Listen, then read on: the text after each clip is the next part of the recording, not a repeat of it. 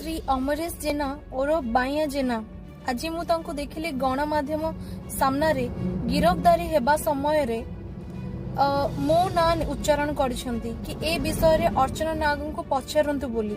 आज्ञा आपण मानक जरिया रे मु स्पष्ट कर देबा को चाहूची मु ए घटना विषय रे किछि जानि नाही किंबा ए घटना रे पीड़िता को मु चिन्हि नाही। कौन ए घटनार सत्य सत्य सी ही जानिथिबे एवं पीड़िता जानिथिबे किंतु एतिकी ए केस रु मु स्टडी कली से आज जणै दैछंती समग्र ओडिसावासी को कि से किभଳି कुकर्म रे संपृक्त थिले।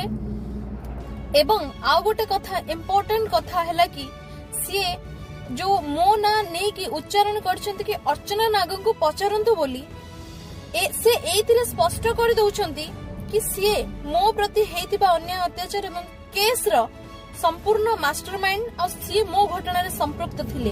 आज्ञा कहंतु जदि से संपृक्त नथिले ताहले से केमिति विगत दिन रे कहउथिले अर्चना नाग को चिन्हि नांती बोली आज से जानि गले अर्चना नाग किए बोली।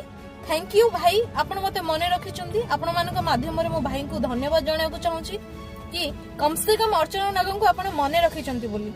सेकेंड कथा हैला आपण आज्ञा आपण की कुकर्म कले कोन कले आ पुलिस मो केस रे आपण कहितली कि पुलिस ईडी को मु जानिनी से माने कोन मो कंट्रोल रे बोली। आज कोन आज्ञा पुलिस मो कंट्रोल रे ना सरकार मो कंट्रोल रे। आज्ञा मते ब्लैकमेलर रा आख्या देइथिबा मु अर्चना नाग सही अर्चना नाग मु कहा को कोन कंट्रोल रे आनी परिबी। आपण आपनकर करिथिबा कर्म रो फळ भोगुचंती भाई आपण सुधरी जांतु आ अपनिंदा अपजस भौणी को दियंतु नाही।